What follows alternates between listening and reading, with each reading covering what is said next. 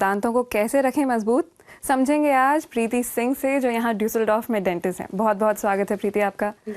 यहाँ रिपोर्ट में हम देख रहे थे कि लोग बैटरी एसिड यूज़ कर रहे हैं ताकि नम हो जाए जॉ और पता ना चले कि दर्द हो रहा है। क्या ये वैसा ही है जैसे आप एनेस्थीसिया देते हैं तो नम हो जाता है और पता नहीं चलता? नहीं, बिल्कुल नहीं। ये दो काफ़ी अलग चीज़ें हैं। बैटरी एसिड इस्तेमाल करने से दांत में जो नस है वो मार डाली जाती है, और एनेस्थीसिया जो हम अपने क्लिनिक या प्रैक्टिस में यूज़ करते हैं उससे सिर्फ नस सुन करी जाती है, और ये शायद आधे घंटे के लिए, 1 घंटे या 2 घंटे के लिए होता है। जो बैटरी एसिड इस्तेमाल होता है उससे नस मर गई है, लेकिन इन्फेक्शन वही का वही रहा है, और इन्फेक्शन का कोई इलाज नहीं हुआ है। तो नस के मरने से पता नहीं चल रहा है कि इन्फेक्शन है और दर्द हो रहा है। एग्जैक्टली। बच्चों को हमने यहाँ देखा कि उनके दांत इतने काले हो गए हैं। कहा जाता है कि बच्चे जब भी कुछ मीठा खाएं तो उसके बाद ब्रश करें, लेकिन वो पॉसिबल नहीं होता है। तो क्या वाकई ऐसा करना चाहिए?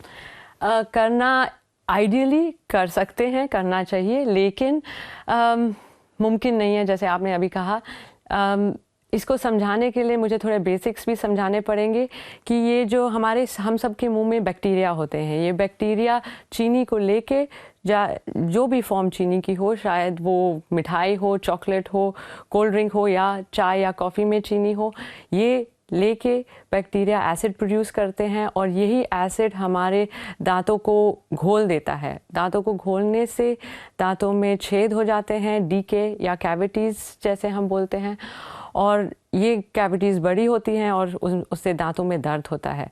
तो हम कहते हैं कि दिन में 2 बार दांतों को ब्रश करना चाहिए, सुबह नाश्ते के बाद और सोने से पहले।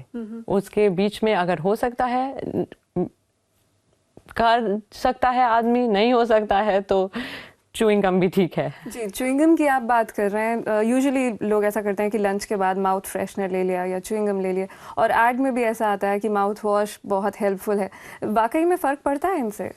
च्युइंग गम से थोड़ा फ़र्क पड़ता है। च्युइंग गम का ये काम है कि हमारे मुंह में सलाइवा बढ़ जाता है। इस सलाइवा के बढ़ने से हमारे मुंह में जो चीनी है वो मुंह से वॉश आउट हो जाती है, और बैक्टीरिया के पास कोई चीनी नहीं रहती। तो माउथ वॉश अलग चीज़ है, जिससे इन माउथ वॉशेस में एंटीबैक्टीरियल्स हैं और फ्लोराइड्स भी हैं जो हमारे दांतों को स्ट्रॉन्ग बनाते हैं डीके से लड़ने के लिए। जी, लेकिन माउथ वॉश हो, सिर्फ माउथ फ्रेशनर ना हो। करेक्ट। माउथ फ्रेशनर में तो सिर्फ अच्छी सुगंध और स्वाद है, उसमें कोई एंटीबैक्टीरियल नहीं होता। जी, बहुत बहुत शुक्रिया इस जानकारी के लिए, डिफ्रेंशिएट करने के लिए कि माउथ वॉश और माउथ फ्रेशनर क्या क्या हैं। बहुत बहुत शुक्रिया।